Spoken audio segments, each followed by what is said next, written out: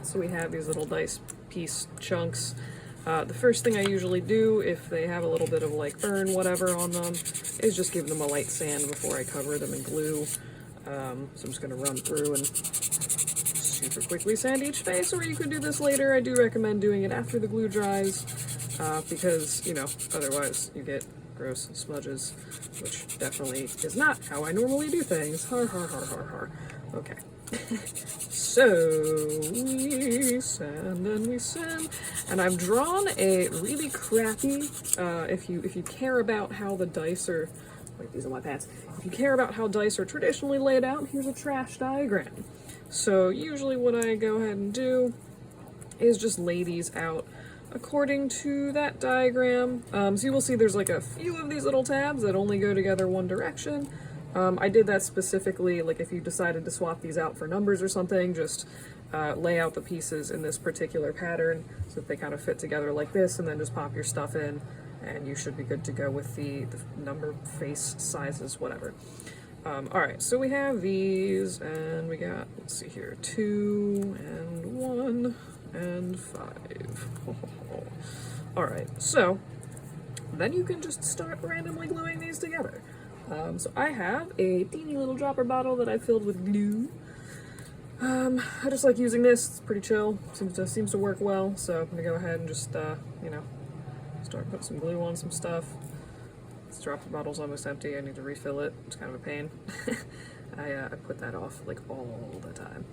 Alright, so just go ahead and slap that in there, hold that together, repeatedly do the same thing over and over, but the overall is like fairly straightforward assembly. You could of course tape these pieces together if they're falling all over the place and you're having trouble with them, but I find that these are few enough pieces that you can just sort of do this and be like, cool, I guess I'm good. Definitely just put way too much glue in all of these places. You really don't need that much. Oh god. Okay. Yay. Alright, so got a lot of squeeze out on that one. Just make sure those are actually aligned, squish them together, and now you have something that will, you know, be coherent as a shape. Alright, so next I'm going to be like, what side do I glue stuff on? So we have, again, just lining up, oopsie, very loosely lining up the 6 and the 2, and being like, alright, so clearly my 4 is going to go here, so I will put on my little goobies, and normally I just sort of dab this on, rather than squeezing. You just gently squeeze and just sort of dab.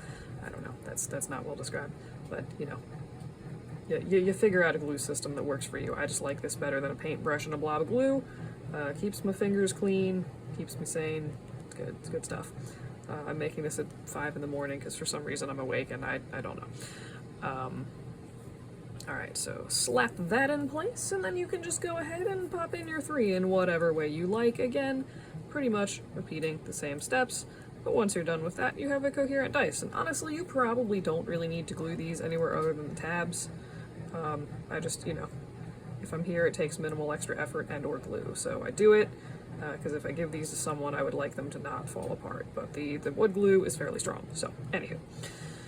Alright, so you just pop that in place. Lovely, and now you have a glorious little dice. You probably should, you know, go through and like actually fix the squeeze out, so I'm just gonna use my random desk toilet paper roll that sits around. I just use this for wiping off craft stuff, which is a bad idea because it leaves a lot of little fuzzies, but you know, these are mostly just for personal silliness, so I don't really care. Yay, and now you have a little dice. Haha. And I have designed this file, if anyone is using this, in such a way where you can either omit or leave in these little like extra burns around the edge. They make it take a little longer to engrave, but I think they look nicer as a final piece, so I leave them there because I think, I don't know, this looks very laser cut and this looks a little more presentable to me, so shrugs. But yeah, hope you enjoy.